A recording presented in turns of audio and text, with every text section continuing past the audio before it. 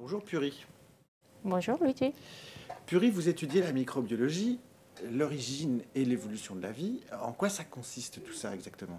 Étudier la vie, étudier l'origine de la vie implique connaître quelles sont les propriétés qui sont communes à l'ensemble des choses qu'on appelle vivantes, c'est-à-dire aux bactéries, aux archées, aux eucaryotes, que ce soit des animaux, des plantes ou des amibes, et voir quels sont les éléments qui sont communs à nous tous et qui puissent définir la vie. Il y avait du vivant et avant il y avait rien en fait. Enfin, Bon, en fait, quand la Terre s'est formée, elle s'est formée par la création de tout un tas de composantes matérielles. Et c'est là où je peux faire ça. Voilà, si l'origine de la vie apparaît là, juste mettons que peu après l'origine de la Terre, alors on a par exemple l'apparition des eucaryotes, donc des cellules avec des mitochondries quelque part par là. Bon, on va être voilà. On va avoir l'apparition des animaux qu'on connaît un peu plus il y a 500 millions d'années, donc tout récemment. Et puis l'homme, il va apparaître juste à la fin, vraiment à la fin de l'histoire. C'est le dernier maillon de la chaîne. Quoi, voilà. Oui. Enfin, non, probablement pas le dernier. Il y a beaucoup. Tout le monde évolue, hein, donc il n'y a pas que l'homme qui évolue. Il y a aussi. Imagine, par exemple, toutes les bactéries qu'on a dans notre intestin et qui sont peut-être des espèces adaptées à nous, des espèces nouvelles. Elles sont apparues après nous ou avec nous. Elles sont évoluées avec nous. Donc l'évolution ne s'arrête pas. Toutes les espèces sont en train d'évoluer constamment. Voilà. Du coup, être vivant, c'est quoi? Et est-ce que c'est la même chose pour une algue, un champignon, une bactérie et puis moi, par exemple? Et bien être sûr. Vivant.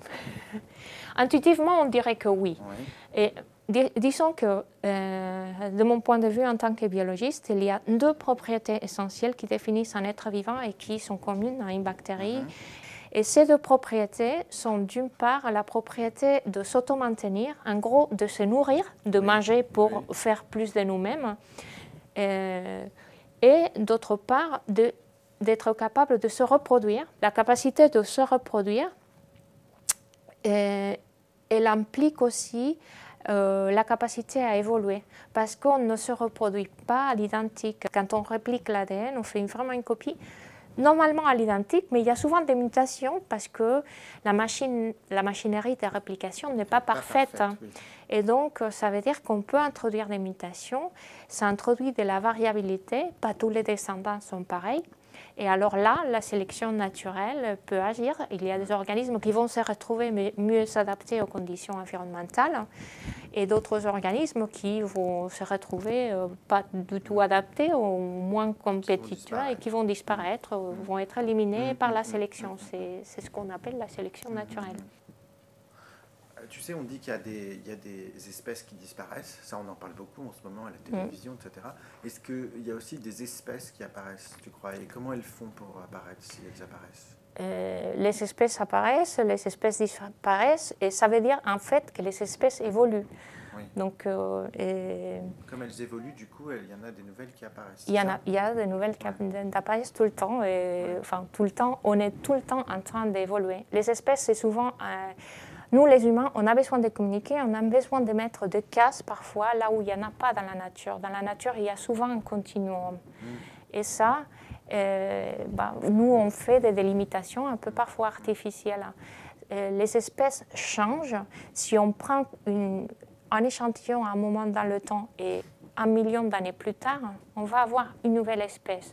Si on prend un échantillon à un temps donné et 1 an plus tard, peut-être on ne va pas voir une différence très importante. 2 ans après, on ne va pas voir un changement très important. Mais petit à petit, on va changer cette capacité. Alors, il y a parfois des phénomènes d'évolution rapide parce que l'environnement change dramatiquement ou parce qu'on a un goulot d'étranglement. Ou des catastrophes, par exemple la météorite fameuse qui a tué plein de dinosaures. L'idée qu'il faut retenir, c'est que la vie évolue et les espèces évoluent. À partir d'un dernier ancêtre commun, il y a toute une vie qui a évolué. Pour un microbiologiste comme toi, c'est quoi le hasard? c'est la rencontre fortuite des événements dans l'espace et dans le temps. Ça a évolué comme ça aurait pu être autrement si les conditions auraient été différentes, si... voilà. D'accord. Si on peut résumer, c'est quoi un environnement du coup? Question complexe. C'est une question complexe parce que c'est relatif. Un environnement pour moi, ça peut être la couche d'air qui me touche, ça peut être la pièce, ça peut être la ville, ça peut être la France, ça peut être la planète, ça peut être l'univers. Et tout est mon environnement. Donc ça dépend de l'échelle à laquelle on regarde. Est-ce que la culture joue sur la nature et puis inversement, est-ce que la nature joue sur la culture? Bon, je pense que quand on parle des cultures au sens large, on va s'intéresser à l'espèce humaine et c'est une propriété qui, en effet, est un avantage pour l'espèce humaine. Peut-être que ça ne serait pas le cas pour d'autres espèces, mais dans notre cas à nous, c'est un avantage parce qu'on peut transmettre une information qui est intéressante pour la population et qui est intéressante pour l'espèce et qui nous fait nous maintenir en tant qu'espèce relativement dominante selon comment on regarde. Oui. Puri, c'est quoi pour toi la transmission et ça sert à quoi? La transmission, tu veux dire la transmission héréditaire, génétique par exemple, mais il y a aussi ou la transmission culturelle? Un peu tout finalement. Il y a la transmission culturelle, biologique, héréditaire, il y a toutes sortes de transmissions. Moi, je m'intéresse beaucoup à l'évolution et les gens qui font de l'évolution, qui étudient l'évolution aujourd'hui, utilisent beaucoup l'information qui est contenue dans les gènes. Oui. Et donc, c'est dans la transmission de ces gènes, de cette information génétique qu'on va trouver de traces du passé, un signal sur le passé. Donc, personnellement, je m'intéresse à ça. C'est à peu près la même chose pour la culture, finalement.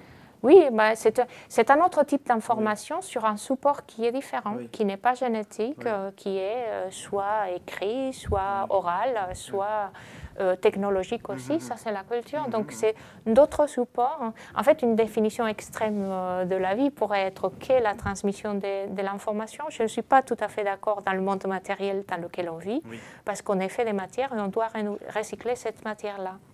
Mais dans un monde purement idéal, on pourrait dire que toute transmission d'informations qui peut évoluer est de la vie. Pourquoi pas? À ce moment-là, on pourrait dire que les virus sont vivants, que les virus informatiques sont vivants, que les langues sont vivantes, que les chansons sont vivantes, que les recettes de cuisine sont vivantes, que la technologie est vivante parce qu'on l'a fait évoluer.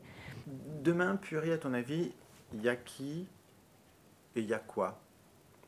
Demain, après, on peut imaginer demain très proche ou demain dans 1 million d'années, dans 2 millions d'années. Qu'est-ce que tu penses qu'il y aura? S'il n'y a pas eu une grande catastrophe qui a éradiqué complètement la vie sur Terre, il y aura toujours de la vie. Et il y aura des espèces, alors lesquelles, je ne sais pas. Je ne sais pas si... l'homme continuera à exister, en tout cas il aura évolué, c'est sûr. Tout le monde aura évolué. Est-ce que tu crois qu'on a une décision sur tout ça, du coup? Alors sur le long terme, non, je ne pense pas. L'évolution est aveugle, elle fonctionne sans nous.